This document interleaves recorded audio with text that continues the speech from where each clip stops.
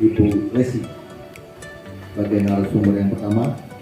Nanti setelah Bu Lesi selesai, Pak Irfan, dan kemudian ditutup oleh Pak Joni. Setelah itu baru kita akan ada jawab. Ada usul untuk yang ini. Apa kita sepakat seperti itu dulu? Apa satu-satu langsung ada tanya jawab? Gimana? Satu materi nanti dikasih waktu kita untuk bertanya atau diskusi. Ya, boleh supaya tidak hilang ingatan. Oke, polisi.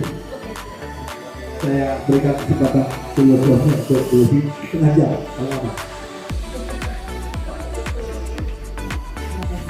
Assalamualaikum warahmatullahi wabarakatuh.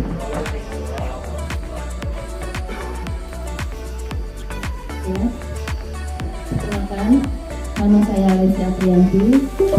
Saya tinggal di Bundaran, di belakang Indomaret, di jajaran Panwascam Kota Agama Makmur. Saya menjabat di divisi penanganan pelanggaran dan penyelesaian sengketa. Mungkin itu untuk perkenalan. Kita langsung ke materi ya. Materi ini mengenai potensi pelanggaran pada tahapan pemilu dan penanganannya. Sebenarnya ini kita maunya sedikit lebih lama, hanya saja waktu yang membatasi. Jadi kita langsung aja pada materinya. Tapi sebelum materi, ada baiknya tak kenal maka tak sayang. Saya ingin teman-teman memperkenalkan dirinya satu persatu dulu, biar kita merasa lebih akrab. Saya juga karena belum bertemu kapal dengan teman-teman semua, ya kita ketemu. Terima kasih. Selamat siang semuanya. Assalamualaikum warahmatullahi wabarakatuh. Saya dari Indriati, biasa dipanggil dari tempat tinggal saya itu di dekat kalau tinggalku lewat. Oke lah kawan-kawan semuanya ya. Semoga nanti di setelah tinggal ini kita menjadi keluarga semuanya layaknya adik-beradik, karena memang biasanya dengan kerjasama yang begitu kita saling memiliki hubungan, jadi kerjanya enak karena biasanya kerjanya selalu sama ya. Saya rasa itu saja perkenalannya.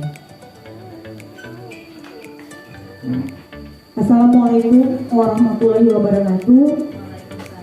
Nama saya Rita Aprianti, biasa dipanggil dengan sebutan Rita. Anak saya 1. Saya tinggal di Komplek Perumahan Broto Karanganyar 1. Terus untuk wilayah tugas saya di Srebet Sidoori. Mungkin itu saja. Assalamualaikum warahmatullahi wabarakatuh. Assalamualaikum warahmatullahi wabarakatuh. Nama saya Josna Doni, biasa dipanggil Josna. Tempat tinggal saya Gunung Agung, PPKG. Assalamualaikum warahmatullahi wabarakatuh. Waalaikumsalam. Nama saya Rego Mengkala Putra, biasa dipanggil Rego. Alamat Purwokerto. Sama-sama. Sudah beristri, anak 2. Sudah beristri, anak 2. Anak 2 juga. Istri 1, baru 1. Anak istri. Assalamualaikum warahmatullahi wabarakatuh. Perkenalkan, nama saya Ahmad Dodi, bisa dipanggil Dodi, usia 30 tahun. Saya Doni bisa bahasa Jepang. Nah, perkenalkan diri dengan bahasa Jepang. Walaupun kami nggak ngerti kan. Minasan hajimate watashi no namae wa Ahmad Dodi desu. Dodi to yonde kudasai. Kita lebih mengenal satu sama lain dan dimohon juga nanti saling koordinasi antar sama-sama pengawas desa maupun kelurahan. Oke, kita mulai materi kita ya. Ini dasar hukum. Setiap kita melakukan sesuatu pekerjaan, terutama di jajaran Bawaslu itu selalu ada dasar hukumnya.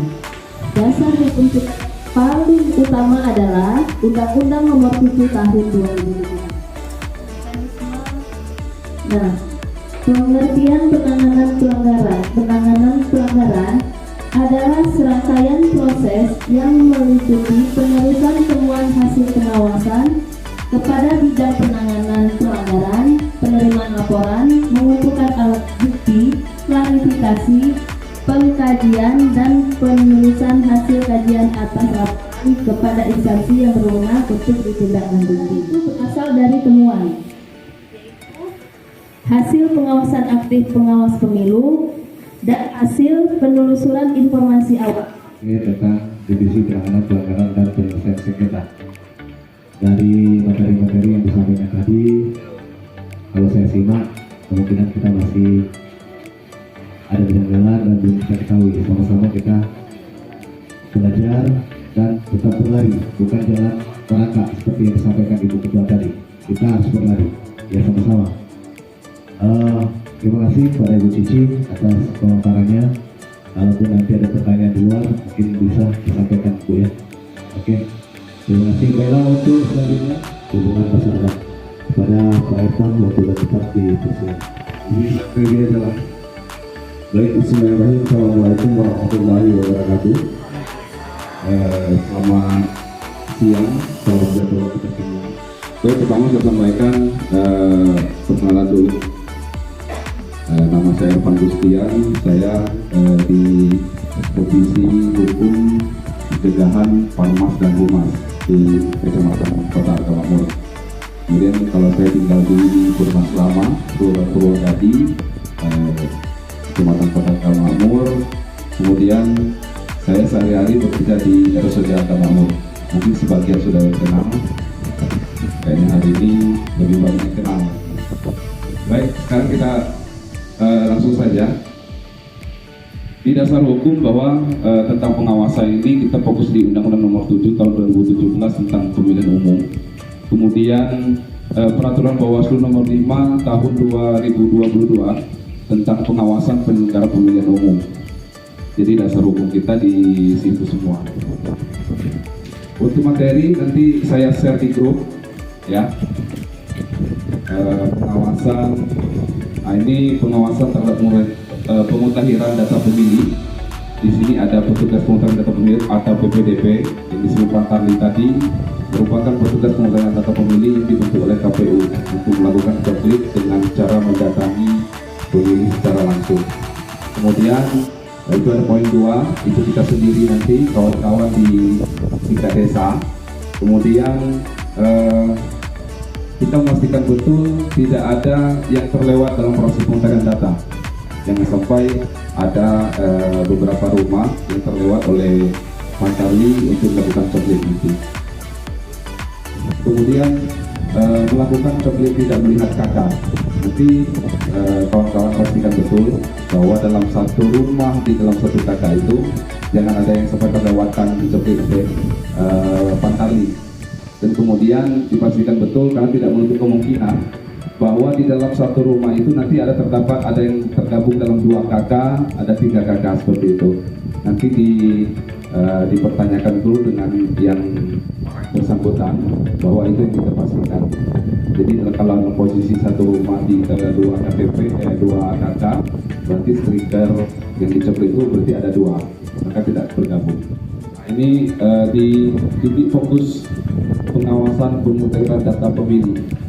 Beberapa fokus kita, yang pertama pembentukan Partanli sekarang masih diproses, kemudian pencocokan data dan penelitian, kemudian penyusunan TPS daftar pemilih sementara, kemudian pengumuman dan perbaikan TPS, kemudian penyusunan DPT dan pengumuman, penyusunan DPTB dan DPK, penyusunan TPS lokasi khusus. Saya Juni Libra, akrab dipanggil Yusuf, saya tinggal di Karanganyar 2, Dusun Padat Karya, versi 15. 2 orang anak, 1 orang istri, dan semuanya dalam keadaan sehat.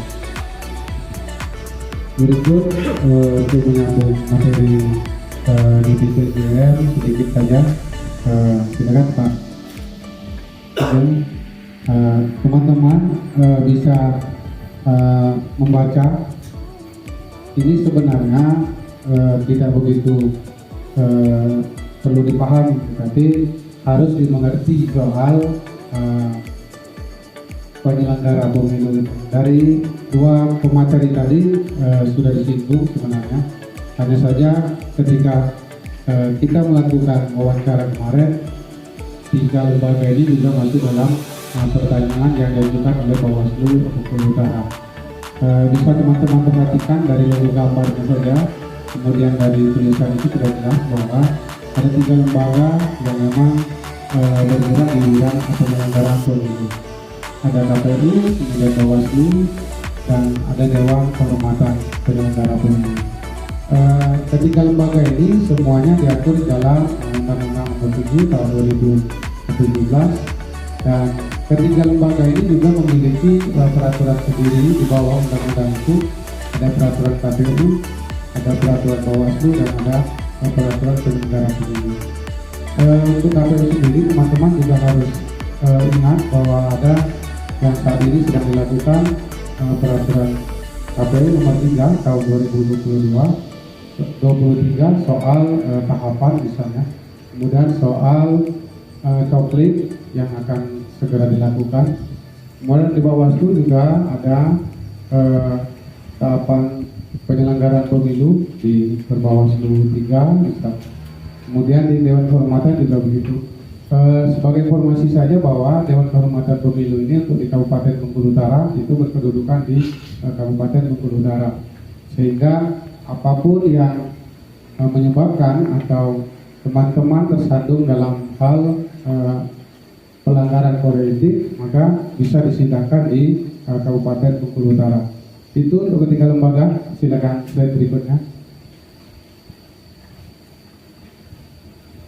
Ini jajaran yang juga kemarin sempat ditanyakan oleh beberapa penanya terkait dengan tingkatan, karena kemarin juga ada yang belum paham soal tingkatan penyelenggara pemilu ini.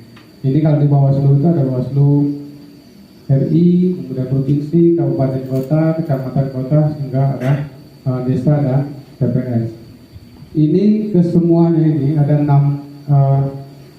hierarki ini itu tidak terpisahkan, sehingga contoh kemarin ketika kita melakukan acara wawancara itu tidak serta-merta semuanya itu dilaksanakan oleh kecamatan, tetapi peran aktif Bawaslu Kabupaten Bengkulu Utara juga ada di sana. Cukup untuk yang ini.